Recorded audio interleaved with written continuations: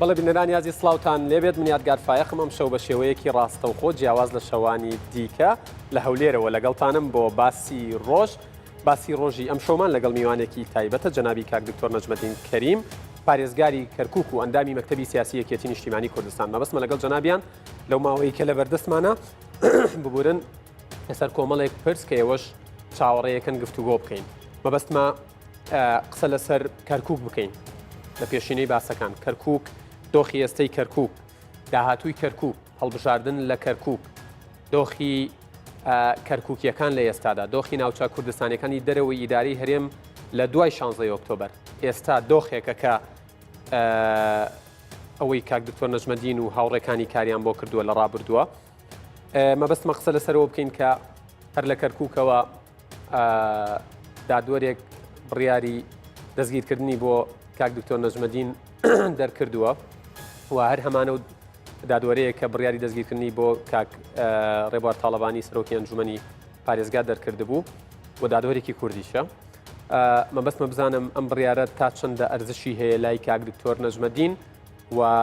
ئەشمەوێ بزانم کێ لە پشتی ئەم بڕیارەوەیە و قسە لەسەرەوەکەین کە ئایا داهاتووی عێراق چۆنە بێ عێراق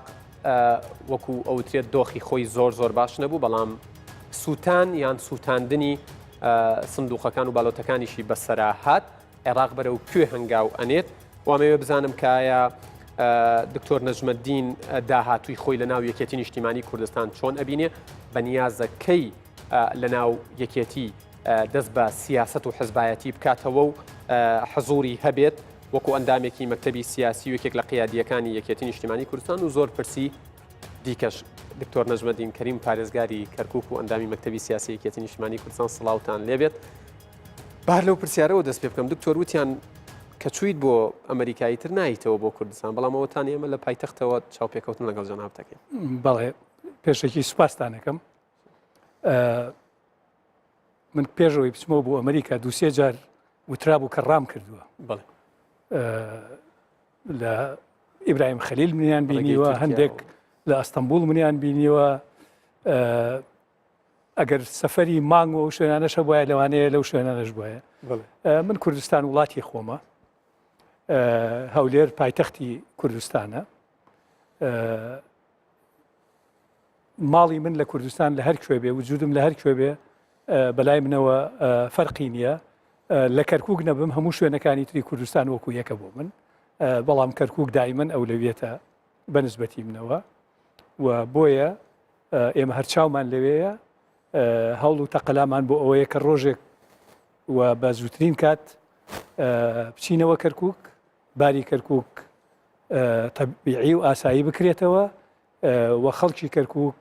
بە ئاسوودەیی و بە هەموو خزمەت گوزاریەکەوە کە هەیەیان بوو پێش 16 ئۆکتۆبەر بە هەمان شێوە بگەڕێتەوە بۆیان کە قابلیانە و لەمە کەمتر غەدرە لە خەڵکی کەرکووک و بەداخەوە ئەوانەی کە بەو کارە هەڵسان و بوونە هۆی ئەوە ئەمڕۆ کەس دەنگیان نابیستێت کەس نازانێت لە کوێن بەڵام لە هەمان کاتیژدا قسەی نادروست و پرۆپاگاندای ناڕاست و ئەمانە بۆ خەڵکی تر دروست بە کورتی و کوردی ینی کەس بەنیاز و بە تەمایەوە نەبێت کە تۆ دوورکەویتەوە لە ساحە و گۆڕەپانی سیاستکردن لە ناو باشووری کوردستان کاگیادگەر من ئەوەی منە ناسێ من ڕۆژە لە ڕۆژان لە میلەتەکەم دوور نەکەوتومەتەوە کە لە ئەمریکاش بوومە ساڵان ئەوی نەختێک منی ناسی بێ ئەزانێ من لەگەڵ کاری خۆم و بە کاتی خۆم و بە پارەی خۆم و بە هەموو هەوڵ و تەقەلای خۆم و ماڵ و مناڵم کە لێیان دوور کەوتومەتەوە بەعزە جارێ بۆ ئەم ئیشانە بۆ لە پێناوی خەڵکی کوردستان بووە هەموو پارچەکانی کوردستانیش و ئەتوانی لە سەرکردەکانی باشوور باکوور ڕۆژاوە هەمووی بپرسی و ئەوان ئەزانن لەبەر ئەوە دوورکەوتنەوە بۆ من ناکرێت یعنی ئەمە شتێکە لە خوێن مایە لە دڵ مایە لە مێشک مایە ناتوانم لێ دوورکەوم باشە دکتۆر جاری پێشوو کە هەر لە ستۆدیۆی ناوەندەوە لەگەڵ جەنابتان چاوپێکەوتنێکی دوور و درێژمان کرد ئاماژەت بەوە کردوتە تەرەگەڕێمەوە کەرکووک یەکێک لەو کۆمنتانەی ئەم شەو بۆ منیان ناردووە ئەڵێ بە دکتۆر بڵێ کەی ئەگەڕێتەوە کەرکووک هەروای نووسیوێڵە کەرکووکیەکان چاوەڕێی ئەوەن بگەڕێتەوە کەرکووک. یعنی پێم خۆشە ڕەنگەت زوو بێم پرسیارە لەم بەرنامەیە بەڵام حەزەکەم لە ئێستەوە جوابی و خەڵکە بدەیت. تەبیعی ئێمە کەرکووک ئێستا نەک کەرکووک بە تەنها بەڵام بەر زۆربەی بە تەنانەت هەموو شوێنەکانی دەرەوەی هەرێمی کوردستان کە پارچەیەکن لە کوردستان ئەمڕۆ داگیر کراوە. وەزعەکەی نالەبارە، وەزعێکی ئاساییتیان نییە، بۆیە گەڕانەوە بۆ کەرکووک ئەبێ لە بە نەوعێ بێت کە تۆ بتانی لەوێ بچی چالاکی بکەی، بتانی خزمەتی خەڵک بکەی، بتانی نێڵی غەدر ڕەمزی نەبێ بە دزیەوە لەوێبی. ئەلبەتە ئێستا زمانی ئەوە نەماوە بە دزیەوە بڕۆیت و 2 سەعات لێ بوویت و گەڕێیتەوە، ئەوە ڕاست نییە، ناکرێت ئەمڕۆ. بۆیە من لە کاتی دانیشتنم وە گفتوگۆکردن لەسەر ئەوەی کەوا ئێستا چی بکرێ بۆ دامەزرانی حکوومەتی تازە و لەگەڵ لە پەرلەمانی عێراقا و بۆ چی ئەبێ بەسەرۆک وەزیران بەشداری کورد چۆنە بێ، ئەبێ مەرجی یەکەم ئەوە بێ کە ئەو شوێنانەی مادەی 140 هەموو وەزعەکەی ئاسایی بکرێتەوە، نەک لەبەر خاتری من، لەبەر خاتری ئەو خەڵکی کە لەوێن، و ئەوە ئەبێ مەرجێک بێ و بەبێ ئەو مەرجە بەڕاستی کورد چوونەوەی معنای وایە دکتۆر هێندەی پێتەگاتەوە کەرکووکیەکانە بینی دۆخی کەرکووک و کەرکووکیەکان ئێستا چۆنە؟ تەنها ئەوە بڵێم بەبێ ئەوەی کەوا ئەو وەزع ئاسایی بکرێتەوە کورد بەشداری لە هەر حکوومەتێ بکات لە بەغدا، معنای وایە ئەو لایەنە ڕاستیان نەکردووە و ڕاست لەگەڵ خەڵکی کەرکووک و لەگەڵ خەڵکی سنجار و خانەقین و مەخمور و دووز و ئەو شوێنانەی تر هەمووی. جا بەنسبەتی دۆخی کەرکووکەوە من ڕۆژانە خەڵکی کەرکووکە بینم و بە تەلەفۆنیش لەوانەیە نیوەی ڕۆژەکەم بەوانە بەرمەسەر. خەڵکی کەرکووک وەزعی خراپە کاگیادگەر، بە تایبەتی کورد لە کەرکووکە، بەڵام بەعام خەڵکی کورد مەترسیەکی گەورە هەیە، جارێ داعش ڕۆژ بە ڕۆژ چارەیەکیەکانی زیادەکە. هەر ئەمڕۆ لە دەیە کە پێڵێن قەرەتەپە کە پێشمەرگە ڕزگاری کرد، خەڵکەکەی گەڕانەوە ئەوێ، من خۆم لەو مناسبەیە بووم، داعش هجومی کردووە، 2 کەسی کوشتووە، 10 کەسی تری برینار کردووە. هەر چەند ڕۆژێ لەمەوبەر لە ناو ڕاستی کەرکووکە لە جادەی قودس کە ئەو کاتەی من لە کەرکووک بووم بە جوانترین جادەی هەموو عێراقدانرا کە نەوع مسابقەیە کرا لە عێراقا، لەوێ تەقینەوە کرا بووە هۆی شەهید بوون و بریندارکردنی زیاد لە 14 کەس، جگە لە 2 تەقینەوەی تر لە ڕێی بەغدا و لە هەمان شێوە. ئەمەیە وەزعی کەرکووک. ئەمڕۆ کەرکووک گۆکۆوەی لاتۆتەوە کە جاران گەنجان نەیانەوێرا بچن لە کافتریای خێزانێک نەیەوێرا بچی لە ڕێستۆرانتێک دانیشە، ئێستش ترسیەوە دەستی پێ کردوتەوە بە تاکید دەستی پێ کردو. هەر ئەم بەیانیە لە گەڕەکانی کورد، گەڕەکانی کەرکووک گۆرانی بێژێکی گەنج کوژراوە لە کافتریایەکە لە ئازام لەکوێ کوژراوە، هەڵیان داوەتە سەر ماڵێک سەر منتیقەیەک 4 کەسیان گرتووە، خەڵک ئەرفێنرێ بەبێ ئەوەی کەس بزانێ. داعش بە تایبەتی لە دووبز و لە داقوق و ئەو شوێنانە جگە لە حەویجە و دەوروبەری حەویجەوە هەر بە تەواوەتی، یعنی شەو نییە داقوق نەچنە دێیەکەوە شوێنێکەوە داعش نەچێتە ئەو شوێنانەوە 2-3 هاوڵاتی بەرێت و کەس نازانێت چیان بەسەر دێت. لە ئەمنیەت نییە لە کەرکووک. دوای ئەوانەی کەوا بەناو ئەمنیەتیان بەدەستە، هەر ئەوانە بوون بۆ ماوەی 3 ساڵ 2 ساڵ و نیو هەوڵیاندا بەشیر ڕزگارکەن تا پێشمەرگە ڕزگاری نەکرد. بەشیر کە دەیەکی گەورەی تورکمان و شیعانە لەژێر دەستی داعش بوو، کەس نەیەتوانی بچێ بەلایە تا پێشمەرگە فریایان کەوت. بەڵام ئەمڕۆ هەر ئەوانن کەوا فەشەلیان ئەهێنا لە کارەکانیان بۆ ڕزگارکردنی ئەوێ و شوێنەکانی تریش، ئەمڕۆ ئەوانن ئەمنیەتی کەرکووکیان بەدەستەوەیە. جا بۆیە هەڵبەتە سیاسەتی عەبادیش بەهێنانەوەی سوپاکەی لە مووسڵەوە بۆ حەویجە بەبێ شەڕ خەڵکی داعش هەموو چوون خۆیان شاردەوە و بە چەک و بە هەموو شتەکانیانەوە ئەو هەڵسا هێرشی کردە سەر کەرکووک بۆ ئەوەی پێشمەرگە لەوێ دەرچێ، بۆ ئەوەی ئەو ئیدارەی کەرکووک لەوێ نەمێنێ، بە هاوکاری تەبعەن چەند کەسێکی کوردەوە کە خۆیان بە پاڵەوان نەزانن، بەڵام بوونە هۆی ئەوەی کەوە کوردستان لە 150 ئەرزەکەی ئەمڕۆ لە ژێردەستی داگیر بێ. دوو ڕێی هەیە، بڕایەکیان ئەڵێت ئەمەی بەسەر کەرکووک و ناوچە کوردستانەکانی دەرەوەی ئیدارەی هەرێماتووە لێکەوتەی یاخود بەهۆی ڕیفراندەمەوەیە. هەندێک هەڵێن نەخێر بەهۆی 16 ئۆکتۆبر پێم خۆش ڕای تۆ بزانم ینی کامیان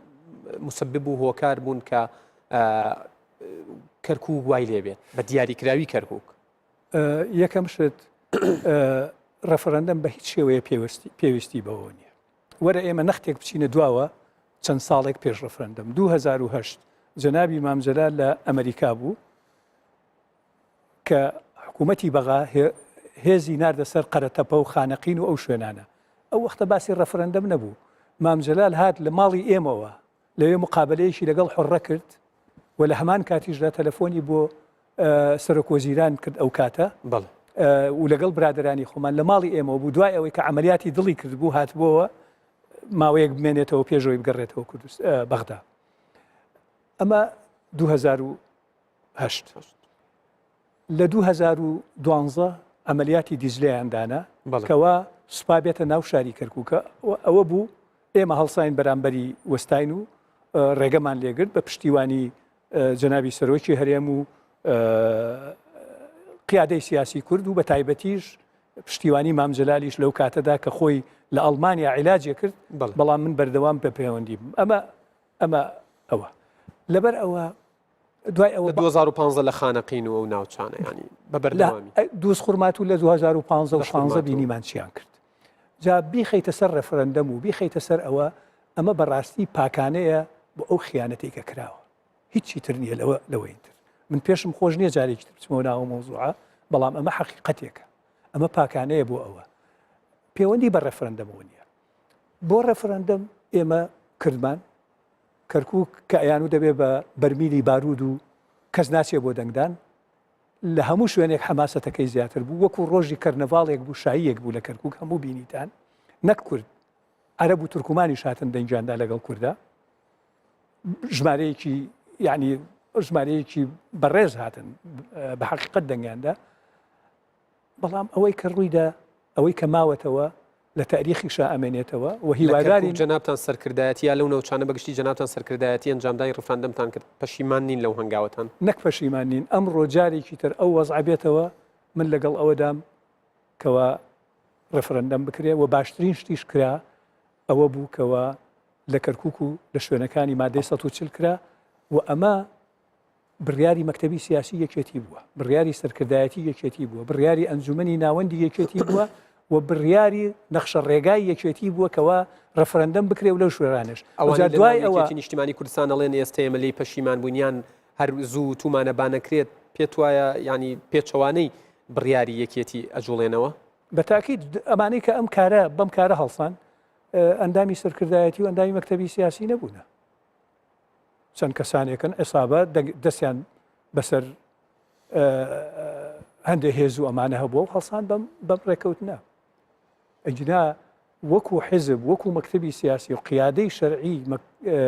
حزبەکە ئەوانەی کە باسم کرد هەمووی لەگەڵ ئەوە بوون کەوا ئەم ڕەفرەندەمە بکرێت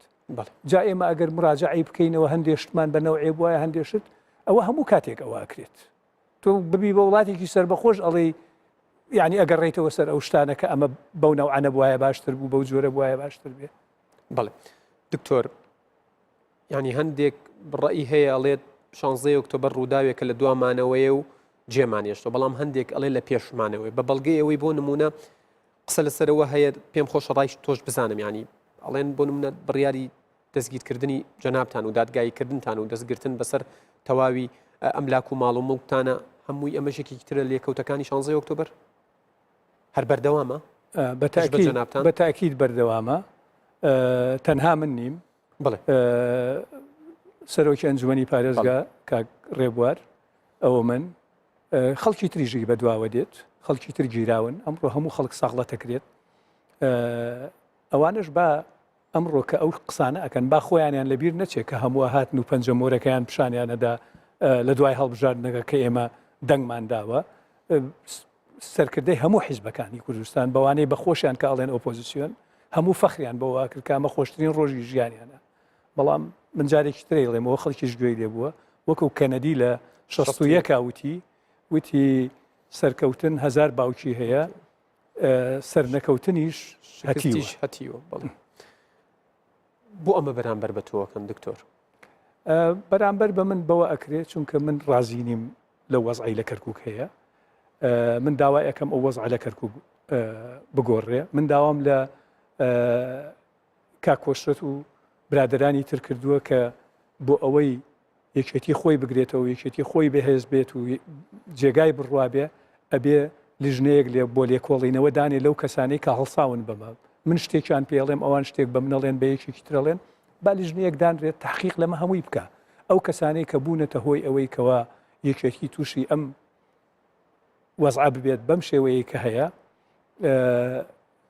با محاسبە بکرێن هەر کەسێک کاک دکتۆر نەجمەدینیش ئامادەیە ئەگەر بڵێن کەم تەرخەمیەکت بەرکەوتووە دادگایی بکەن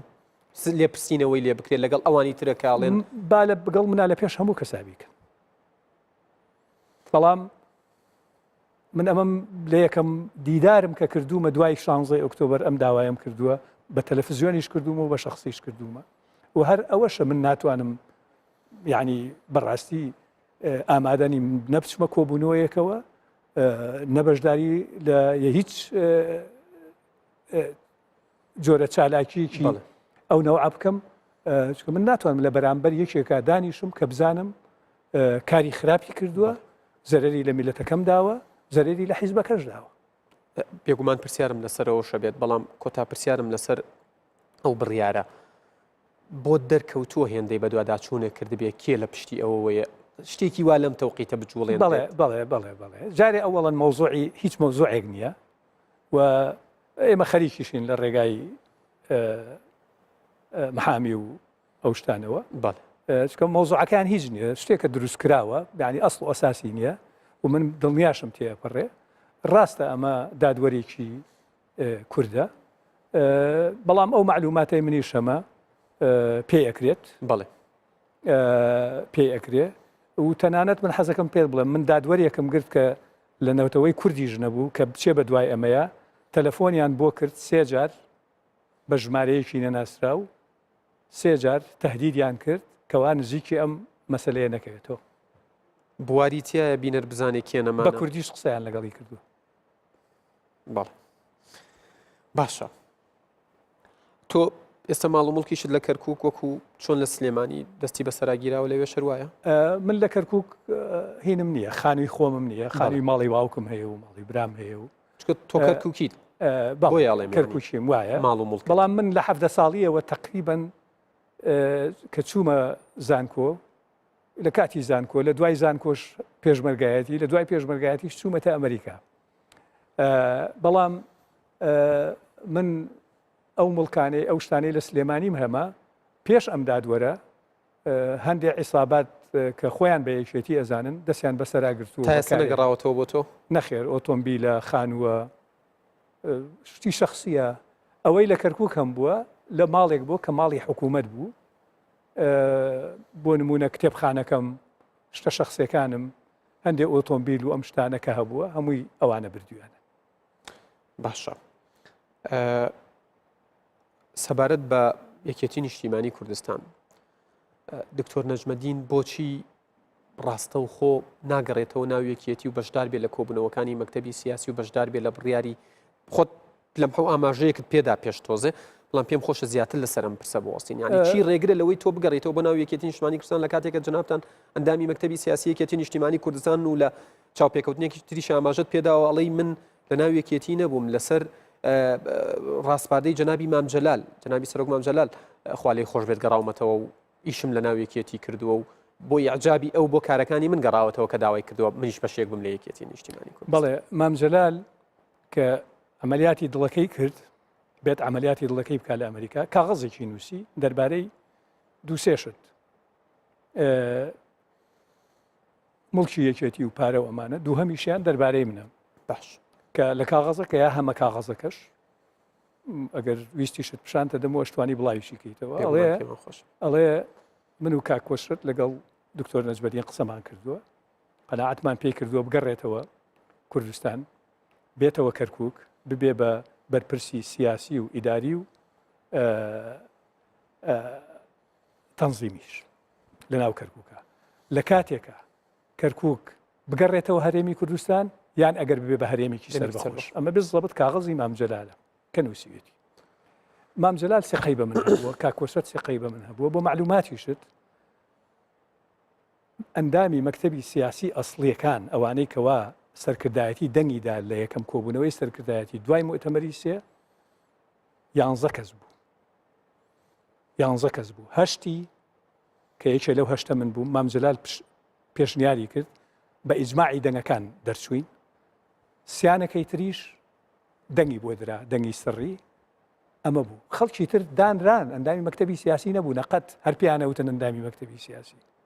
هەڵ نەبژێرراون. هەموو لە ناو ئەو سێ کەسە بوون، بەڵام ئەو سێ کەسە دەرچوون. مام جەلال وتی با ئەمانە قەیناکە بێنە کۆبوونەوەکان دانیشن، بەڵام وەکو مراقیب و حەقی دەنگدانیان نەبێ. لە دوایە بوو بە ماڵ. بەنسبەتی منەوە کۆبوونەوەیشان کردبوو لە مەخیرە سەرکردایەتی بە حساب مەکتەبی سیاسی بیرت دیە لەوانەیە کەوا ماوەیەکی زۆرە ئەم مەکتەب سیاسیە نابێ بمێنێ، ئەم کارگێڕە نابێ بمێنێ، ئەم شتانە هەمووی هەبوو ئەم هەراوریایە. طبعاً ئەوی کەسێک اختیار بکرێن بۆ ئیدارەیەکی بالضبط. ئەوەی لە پشتی ئەمەوە بوو، هەر ئەوە بوو کە 16 ئۆکتۆبەر شتەکەشیان کرد. ئەندامی نەسەرکردایەتیە نەمەکتەبی سیاسیشە. ئەمانە هەڵسان کۆبوونەوەیەکیان ڕێخست، پاشەوەی کێشە و هین زۆر بوو، کۆبوونەوەیەکیان کرد بوو. من بۆ هیچ کۆبوونەوەی پێم نەوتراوە کە بچم ئامادە بانگێژ نەکراوی هیچ بۆ هیچ. بۆ ئەوەش نەچوو بووم کە نەچوو بووم لەوێ هەر عینی مەکتەب سیاسی کە هەموو قسەیەکیان پێ ئەو دەمەوان و ئەمانە بە کەڵک نایەن و ئەمە ڤیدیۆیان لەسەریان هەیە و ئەمە نازانم چیان لەسەر هەیە، هەموو ئەوانیان هەڵبژاردەوە. یەکێک پرسیاری کرد بوو ئەی ئەو یعنی من وڵا ئەو لێرە نییە لەبەر ئەوەی لەوێ نەبووم. تۆ ئاگاداریش نەبووی کە شتێکی واگوزارێ؟ خۆ من ئاگاداریش کرامایەوە ناچوم. من وەکو باسم کرد تاوەکو لێکۆڵینەوە لەسەر ئەو مۆزوعانە نەبێ من پەیوەندیم بە هیچ لیژنەیەکی باڵای یەکێتیەوە نییە. باشە هەست ناکەی ڕای یەکێتی نیشتیمانی کوردستانیش لە چاو جارانە بەرامبەر بە جەنابەت هەندێک گۆڕانکاری بەسەرات بێ. بۆ نمونە وتەبێژی مەکتەبی سیاسی یەکێتی نیشتیمانی کوردستان ئەڵێ ئەوەی بەرامبەر دکتۆر نەجمەدین کراوە لە کەرکووک سەبارەت بە بڕیاری دەستگیرکردنی و دادگاییکردنی بڕیارێکی خراپە بە وەکو یەکێتیش قبوڵی ناکەین. کەواتە تۆ هێشتا لەلایەن یەکێتی وەکو یەکێتیەک سەیرەکرێت و کۆندامێکی مەکتەبی سیاسی چاود لێ. کاک یادگار ئەوەڵان من سوپاسی کاک سعدیەکەم ئەو ئاگام لێ ئەو شتێ وتووە. کاک سعدی زۆر باش ئەزانێت کە ئەم مەوزوعێکی سیاسیە. با ڕێفرەندەم نەبووایە ئاڵای کوردستانمان نەکردایە لە کەرکووک کێ ناویم لێ برد بێدەنگ بوومایە لەسەر ئەو کارەی کە ویستیان بیکەن. کاک سعدی خۆی زەحیەیە ئەوەیە، ئەندامانی مەکتەبی سیاسی زەحیەوەن، بەڵام ئەوان لەگەڵ ئەمری واقعەکەی ئاڕۆن و هەوڵەدەن چاکیکەن. تۆ بۆ هەوڵ نادەی چاکیکەی کاک دکتۆر؟ منیش هەوڵەدەم چاکیکەم. بەڕێی من چاکردنەوە ئەوەیە دوورخستنەوەی ئەو کەسانەی کە بوونەتە هۆی نەهامەتی و بەدەستدانی 150 خاکی کوردستانی باشوور و خستنە ژێردەستی ناحەزان و تەنانەت دوژمنانی کوردەوە. پێت وایە بە نسبەت یەکێتی نیشتیمانی کوردستانەوە ئەمەی تۆ داوایەکەی لە ئێستادا داواکاریەکی واقعی بێت و ممکن بێت ڕوو بدات و ئەنجام بدرێ؟ باشە بۆ ئەگەر حیزبێک نەتوانێت لێکۆڵینەوە لە مەسەلەیەکی وا گەورە بکە، چۆن ئەتوانێت وعدەکانی خۆی و کە بە میلەتی ئەدا و ئەو هەموو شەهیدەی کە داوێتی بۆ پاراستنی ئەو شوێنانەی کە لە دەستمان چووە، ئەمە وەفایەکە بۆ کەسوکاری ئەو شەهیدانە، وەفایەکە بۆ گیانی پاشی ئەو شەهیدانە، وەفایەکە بۆ ئەو پێشمەرگانەی کە بە سەرما و گەرما و بەبێت جلێکی عسکەری ڕێکوپێک لەو جەبهەی شەڕانەیە شەو ڕۆژماونەتەوە و بەرگریان لەم شوێنانە کردووە، تۆ هەمووی ئاها بدەیتە دەست. باش سەبارەت بە هەڵبژاردننی 12 ئایاری ڕابردوو لە تەواوی باشوور و بە کەرکووک بە تایبەتیەکی بەنسبەت یەکێتی نیشتیمانی کوردستانەوە جەنابتان ڕایەکی تایبەتانە بوو بیرمە لە چاوپێکەوتنی ڕابردوو و لە چاوپێکەوتنێکش لەگەڵ VOA دەنگی کوردی ئەمریکا ئاماژەت پێدا وتوتە کە ینی گەورەترین زەرمەند یەکێتی نیشتیمانی کوردستانە بێت لەم هەڵبژاردنە، بەڵام ئەوەتانێ یەکێتیەکان ئاماژە بەوادە نەڵێن یەکێتی جارێکی تر هەستاوەتەوە سەر پێی خۆی و بەشێک لەو دەنگانی کە شایانی بووە بەدەستی هێناوەتەوە. کۆمنتی جەنابتان لەو بارەیەوە؟ ئەڵبەتە من قسەکەی خۆمم لەبیرە زۆر باش. من ڕێیم وا بوو کە کەرکووک شوێنێکە داگیر کراوە، شوێنێک کە داگیر کرابێت تۆ ناتوانی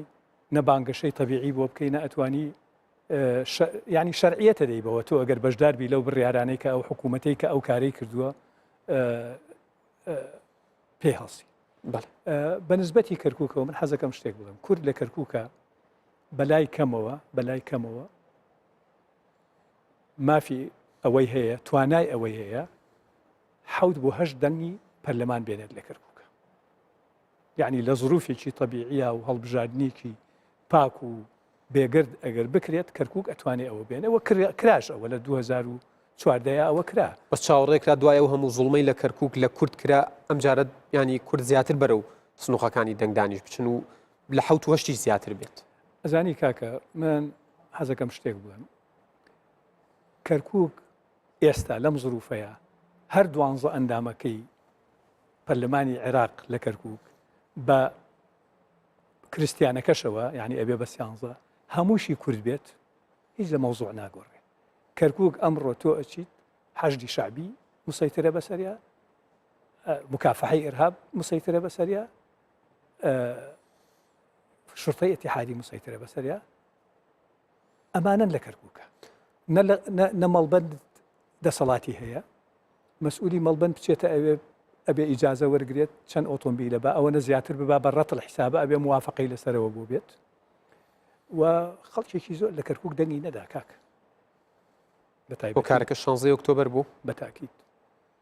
ئەو زروفەیە کاک ئەو زروفەیە بەڵام من ئەوە بەجێ دێڵم بەوەی ئێستا شکاتێکی زۆر هەیە لەسەر ئەم هەڵبژارنە لەلایەنی جیاوازەوە و لە کەرکووک و لە سلێمانی و لە ئەنبار و لە مووسڵ و لە هەموو عێراقا لە بەغدا و لە هەموو شوێنێک هەیە ئەوە کەوتونەتە بینید لە پەرلەمانی عێراق ئینێک دەرچووە جا سیر ئەوەیە ئەوانەی لە پەرلەمانی عێراق کە ئەو کۆبوونەوەیان بەڕێوە ئەبرد لە سەرۆکی پەرلەمان و هەردوو جێگرەکەی و هەردوو مقرڕەکەی کەسی نایەتەوە بۆ پەرلەمانی تازە ئەگەر ئەو نەتیجەی هەڵبژاردنەی کە ئەعلان کراوە هەبێت سەرۆکی پەرلەمان هەڵ نەبژێرایەوە جێگری یەکەمی هەڵ نەبژێرایەوە جێگری دووهەمی کاندید نەبوو بۆ ئەم هەڵبژاردنە هەردوو مقرڕەکەش دۆڕانیانە لە انتخابات یعنی کە ئەوە ئەبینیت یعنی بۆ بە مەهزەلە ئەوی هەیە سەرۆک وەزیران چونکە دەنگی یەکەمی نەهێناوە لە ژێرەوە یەکێکە لە مهندسەکانی ئەوەی کەوە ئەو بڕیارەی پەرلەمان درراوە هەرەمەش واکە پێکێنانی حکوومەتی داهاتوی عێراق ئەستەم بێت لەم ساڵە ئەزانی سەرۆک وەزیران بە حساب قائیدی سەرکەوتن بوو بە سەر داعش هەموو وڵاتانی ئەوروپا و ئەمریکا نیانە شاردەوە کە ئەوان ئەیانەوێ ئەو ببێتەوە تەنانەت ئێستاش کە ئەچن کۆبوونەوە ئەکەن لەگەڵ لایەنەکانە وا هەوڵەدەن کەوا بکەن جارێکی ترەوە هەڵبژێرێتەوە ئەو کە دەنگی سێهەم بێنێت دەنگی سێهەم بێنێت معنای وایە ئێمە لە ئەوڵەوە کە لەگەڵ ئەوان قسەمان کردووە ئێوە هەموو هێلکەکانتان مەخەنە سەبەتی ئەو کابرایەوە ئەو کابرایە ئەو شخصیەتەی نییە تەماشای کە ئیشەکانی چۆن کردووە جارێک کە بە ناوی حکوومەتی تەکنۆقراتەوە بە ناوی چاکسازیەوە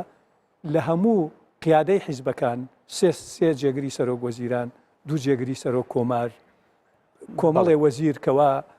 وەکو شەهرستانی وەکو عادل عەبدولمەهدی وەکو وشیار زێباری وەکو ڕۆژی نووری شایست وەکو ئەمانە ویستی ئەمانە هەموو دوورخواتەوە چکە بۆ ئەمانە هەموو لە ناو حیزبەکانی خۆیان